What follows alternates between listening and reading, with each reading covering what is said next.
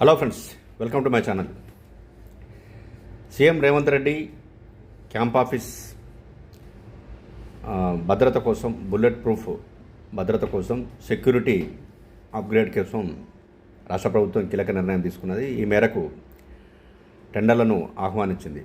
అయితే ఇది ఇప్పుడు చర్చనీయాంశంగా మారింది. ఎందుకనంటే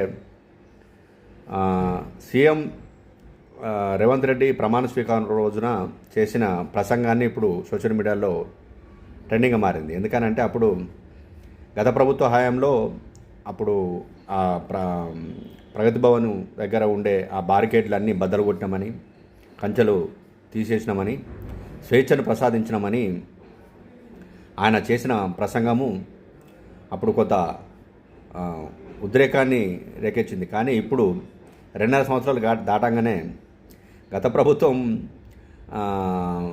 మొత్తము ఏంటిది ఎవరికి నిరసనలకు అవకాశం కలిపేలేదనో, లేకపోతే ప్రజాభవన్ దరిదాపులకు ఎవరు రానిలే అన్న ఈ ప్రభుత్వమే ఇప్పుడు అత్యధిక సాంకేతిక దాంతో కలిపి ఇప్పుడు టెండర్లకు ఆహ్వానించడాన్ని అందరూ విమర్శిస్తున్నారు. ఎందుకనంటే భద్రత అనేది నిజానికి పోలీసులు, ప్రజాప్రతినిధులు వాళ్ళు చూసుకుంటారు కరెక్టే. కానీ వాళ్ళు చెప్పిన దానికే భిన్నంగా ఈ 2.5 సంవత్సరాల్లోనే రాష్ట్ర ప్రభుత్వం వివరిస్తున్న తీరుపై విమర్శలు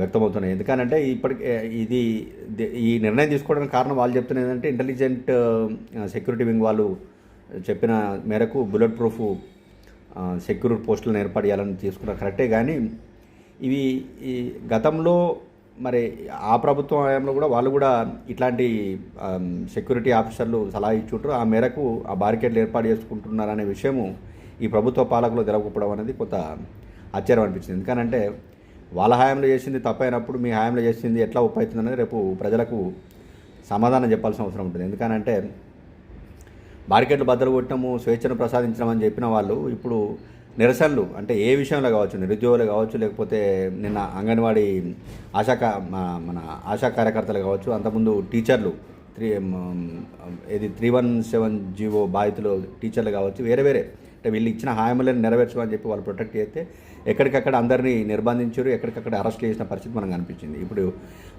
ఓయూలో కూడా అదే పరిస్థితి మన సీఎం వచ్చిన టైంలో. అంటే ప్రతిపక్షంలో ఉన్నప్పుడు ఏమైనా చెప్పచ్చు కరెక్టే, కానీ అధికారంలోకి వచ్చిన తర్వాత ఆ ప్రాక్టికల్గా ఎట్లా ఉంటుందనేది ఇప్పుడు రేవంత్ రెడ్డి సర్కార్కి 2.5 సంవత్సరాలనే అర్థమైపోయింది.